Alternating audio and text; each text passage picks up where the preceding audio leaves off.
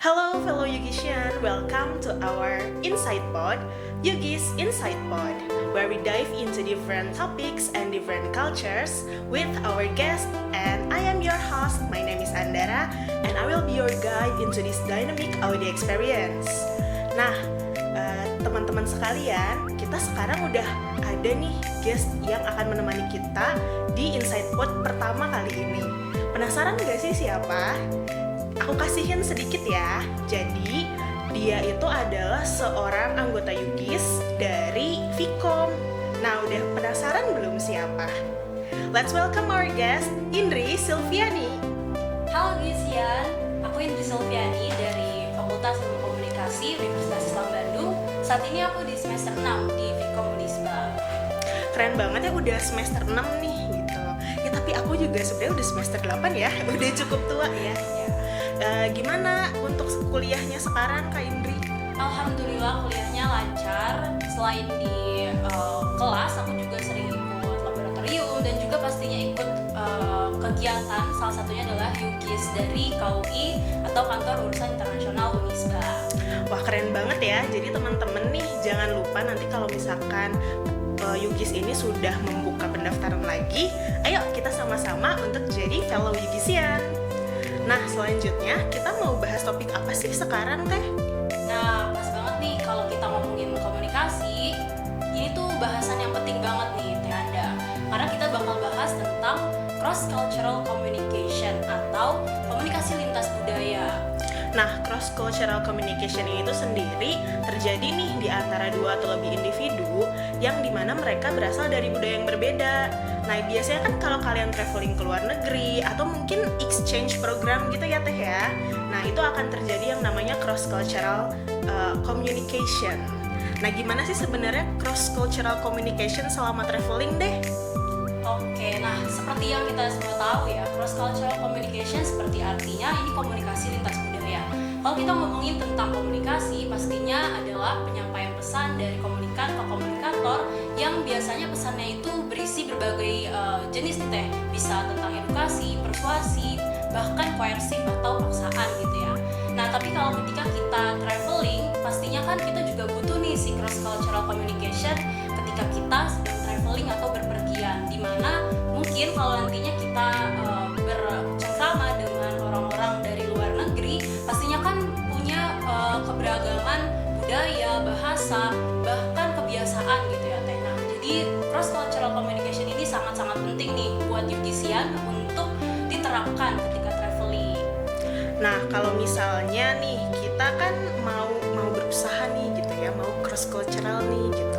Tapi gimana sih sebenarnya untuk mempersiapkan ke sana? Oke, mungkin kita bisa traveling ya, kita semua bisa dong traveling. Tapi apa sih yang harus kita persiapkan ketika traveling ini biar kita bisa nih terjadi si cross-cultural communication ini? Oke, nah kalau kita ngomongin cross-cultural communication, pastinya kan kita juga berkaitan dengan kebudayaan ya Teh. Nah, hal penting yang pastinya harus Yugisian ketahui sebelum misalnya nanti terbang ke luar negeri, pastinya adalah tentang budaya dari negara itu sendiri. Contohnya, misalnya kalau misalnya kita mau ke Korea gitu ya Teh, kita harus tahu dulu nih bahasa Korea itu seperti apa sih.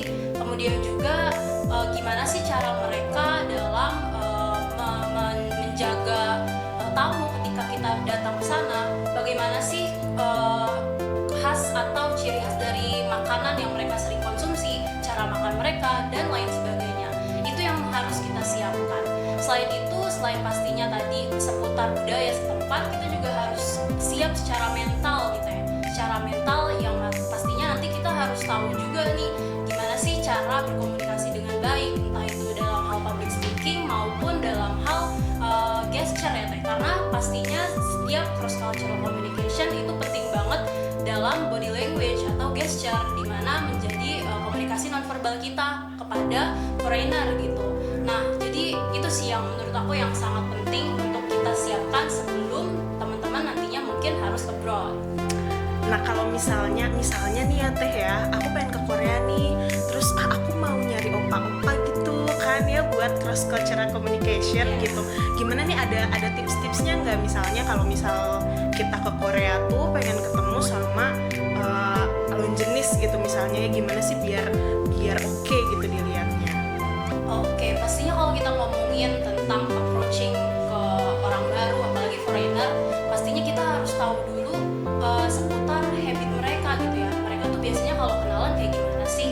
mereka tuh kalau menyapa kayak gimana, dan bahasa mereka apakah mereka lebih lebih terhormat jika mereka menggunakan bahasa internasional, atau justru kita bisa menghormati mereka dengan cara kita belajar dulu bahasa mereka. Nah, mungkin kalau tips dari aku, kalau misalnya teman-teman nantinya mau ke luar negeri, pahami dulu nih siapa sih yang mau jadi lawan bicara teman-teman. Dan pastinya ketika teman-teman berbicara itu harus harus tulus dan harus selalu eye contact gitu, karena itu yang membuat komunikasi teman-teman nantinya lebih lancar. Dan juga pastinya setiap komunikasi itu kan ada tujuannya ya. Kalau misalnya tadi seperti yang Anda bilang itu untuk approach lawan jenis, pastinya kita juga harus tetap punya nilai-nilai kesopanan gitu, jangan sampai menabrak norma yang ada di negara tersebut gitu. Jadi kita harus tetap sama-sama mengetahui nih koridor-koridornya, kayaknya kalau di Korea itu gimana sih gitu. Jadi kita sama-sama tahu. Jadi kalau misalkan aku ke Korea nggak boleh ya kayak kiu-kiu gitu. Nggak boleh ya. Bahaya tuh, karena bisa diinterpretasikan macam-macam teh gitu. Jadi harus betul-betul baik nyampainya. Harus menjaga diri dan perilaku ya, jangan terlalu gegabah seperti itu teman-teman. Nah, jadi kan kalau misalnya kita nih teh sebagai muslimah ya, sebagai muslim orang Islam, kita kan ada beberapa hal yang perlu kita perhatikan nih, apalagi kalau kita misalnya mau ke negara yang mayoritasnya bukan muslim. Nah, ada nggak sih kiat-kiatnya gimana caranya biar kita survive dan diterima, walaupun maksudnya bukan diterima gimana ya teh ya, tapi kita bisa melakukan si cross cultural communication ini gitu. Oke, pastinya kalau misalnya kita mau diterima, kita juga kan harus bisa menerima budaya mereka terlebih dahulu. Kita harus mengetahui sejauh apa sih mereka mengenal budaya kita juga gitu. Salah satunya mungkin kalau misalnya boleh kasih contoh, saat itu aku pernah ke Singapura. Di sana pastinya kan makanan yang mereka konsumsi dan yang orang Indonesia konsumsi itu berbeda ya teh. Dan tempat yang aku kunjungi itu kebetulan tidak menawarkan makanan halal. Nah, itu penting banget nih teman-teman untuk research dulu, untuk teman-teman bisa tahu, oh ternyata di negara tersebut menawarkan makanan-makanan yang tidak halal. Jadi teman-teman juga tahu nih, harus mempersiapkan juga. Ternyata kalau misalnya mau ke negara itu, teman-teman harus siap sedia dulu nih dari bahan makanan yang bisa teman-teman kira-kira bawa, atau mungkin cari alternatif restoran-restoran halal. Selain itu juga sebagai muslim pastinya kan kita punya kewajiban untuk sholat ya teh ya. Sebagai kewajiban kita untuk sholat 5 waktu, pastinya kita juga harus tahu nih tempat-tempat di mana negara tersebut memprovide tempat ibadah untuk kita, sehingga kita juga bisa tetap traveling tapi juga enjoy gitu dan menjalankan kewajiban kita sebagaimana mestinya. Selain itu juga kalau misalnya kita sebagai muslimah, pastinya kita harus menunjukkan bagaimana sih Islam gitu. Jadi daripada menggunakan Islam sebagai identitas atau mungkin sebagai agama aja yang praktikal gitu ya, alangkah lebih baiknya kita bisa menjalankan itu dengan mempraktikannya di kehidupan kita sehari-hari. Salah satunya ketika traveling, kita bisa menunjukkan bahwa kita Islam kan dengan hijab kita misalnya. Dan selain itu juga bisa kita tunjukkan dengan senyum kita kepada foreigner gitu ya. Terus juga mungkin ketika ada kegiatan-kegiatan yang socialize, yang mengharuskan kita bersosialisasi, kita juga harus bisa approach-nya tuh secara islami gitu, secara ramah dan secara jinai gitu. Nah, jadi kalau misalnya nih kita kan ada koridor-koridor tertentu ya teh untuk orang muslim, untuk apalagi muslimah, kita banyak banget gitu yang harus diperhatikan. Nah, jadi teman-teman juga bisa ya untuk ikutin nih kata Teh Indri, bagusnya nih kayak gini nih, bisa nih untuk jadi panduan teman-teman nanti kalau misalnya teman-teman mau ke luar negeri, misalnya nih ya, kita misalnya mau ke Inggris atau ke Amerika gitu kan. Apalagi kalau misalkan kita ke Amerika ya teh ya, cukup banyak perbedaan ya, banyak imigran, banyak kultur-kultur yang sangat-sangat berbeda gitu ya teh dari kita, dan bahkan mungkin makannya aja nggak nasi ya teh gitu. Jadi bisa nih teman-teman persiapkan dari sekarang apa aja sih sebenarnya yang harus kita persiapkan dari mulai hati dan mental ya teh ya. Oke, kalau gitu ada pertanyaan nih yang masuk via sosmed kita. Gimana sih nih meminimalisir perbedaan budaya ketika kita mau trip? Oke, kalau untuk meminimalisir sendiri pastinya itu tadi ya, kita harus tahu dulu budaya dari negara tersebut gitu. Dan pastinya kita juga harus tahu tentang budaya kita sendiri. Kita harus mendalami dulu nih sebelum traveling Indonesia tuh apa sih, sehingga ketika kita traveling kita tuh bisa mengenalkan Indonesia dalam skala yang global gitu. Dan pastinya untuk meminimalisir mungkin culture shock ya Teh ya, yang Teh maksud, waktu itu pernah ada bahasan di kelasku di komunikasi multicultural atau lintas budaya, di mana dosen aku itu pernah menjelaskan seputar kemungkinan yang terjadi ketika culture shock. Jadi biasanya riset-riset tentang culture shock itu ada berbagai macam, dan salah satunya dari segi psikologis komunikasi juga. Nah, di culture shock yang diprediksi akan terjadi itu biasanya berbentuk kayak gelombang gitu Teh. Di fase pertama itu nanti akan ada fase yang namanya honeymoon. Jadi kayak masih fase-fase Honeymoon period gitu ya. Jadi kayak pas kita datang ke sana mungkin kita masih membayangkannya, oh ini tuh negaranya indah banget, terus juga banyak opa-opa gitu ya kalau Korea dan lain sebagainya gitu. Nah, di fase honeymoon ini yang bisa kita atasi kalau misalnya kita nggak mau terlalu kecewa adalah pastinya jangan terlalu berekspektasi tinggi dulu nih ketika kita ke negara tersebut. Kemudian nanti setelah honeymoon fase nanti ada adjustment, atau ketika kita mau mulai adjust gitu ya ke culture shock tersebut, gimana caranya kita adaptasi gitu. Nah, di situ adalah cara-cara yang bisa kita minimalisir dengan teori, salah satunya adalah kurva dari culture shock itu. Jadi bisa diminimalisir nih dari situ, dari mulai tadi ya, dari mulai honeymoon fasenya, dari mulai culture shock fasenya, terus juga adjustment, dan akhirnya kita bisa adaptasi di negara tersebut dalam beberapa waktu gitu Teh. Jadi kalau misalnya honeymoon period tuh lagi manis-manisnya banget nih gitu, kita lagi, oh kita baru datang, terus ternyata oh ini tuh bagus banget ya, ternyata ini nggak terlalu jelek ya gitu, tapi lama-lama oh kok ini kayak gini ya ternyata. Entah itu bahasanya atau language barrier-nya, entah itu cuacanya, entah itu mungkin orang-orangnya pasti kok kayaknya nggak nyambung gitu. Nah, itu tuh harus diminimalisir dengan meminimalisir juga ekspektasi kita terhadap negara tersebut dulu gitu, dan pastinya mempersiapkan kalau misalnya sekarang kan udah eranya sosial media ya Teh. Ya udah banyak lah ya, bisa dicari, bisa research dulu sebelum kalian berangkat untuk traveling ke luar negeri. Nah, jadi aku juga ada cerita nih Teh, waktu aku ke Singapura dulu ya. Sebenarnya aku ke Singapura cuma sebentar ya, cuma paling 3 hari gitu. Tapi aku ngerasa makanannya nggak cocok ternyata. Mungkin itu bisa jadi salah satu culture shock juga ya, karena walaupun kita sama-sama makan nasi, ini ternyata nasi mereka sama nasi kita kan beda gitu.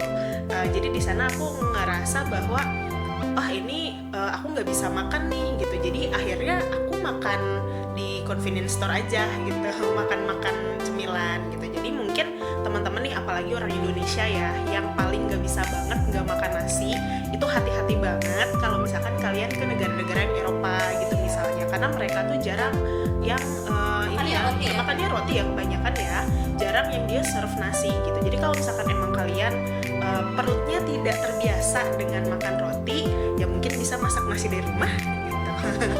Atau ini ya Teh ya, beli makan keluar tapi lauknya aja gitu, mungkin bisa seperti itu. Oke, mungkin pertanyaan terakhir nih Teh Indri ya. Kalau Teh Indri sendiri, kalau nih misalnya dikasih kesempatan bisa keluar tapi mungkin di negara yang mayoritasnya bukan muslim gitu.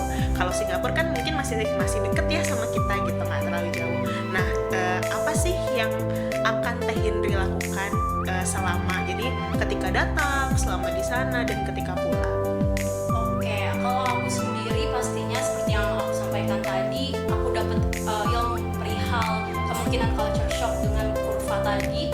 Aku tuh ketika nanti ada kesempatan untuk overseas gitu ya, going abroad, aku pastinya akan menggunakan ilmu tersebut dengan mengantisipasi hal-hal yang mungkin nanti aku alamin gitu, dari honeymoon phase-nya nantinya aku persiapkan gitu. Kalau misalnya nanti aku terlalu berekspektasi tinggi kepada negara tersebut, pastinya aku berusaha untuk belajar lagi nih, research lagi sebelum berangkat gitu.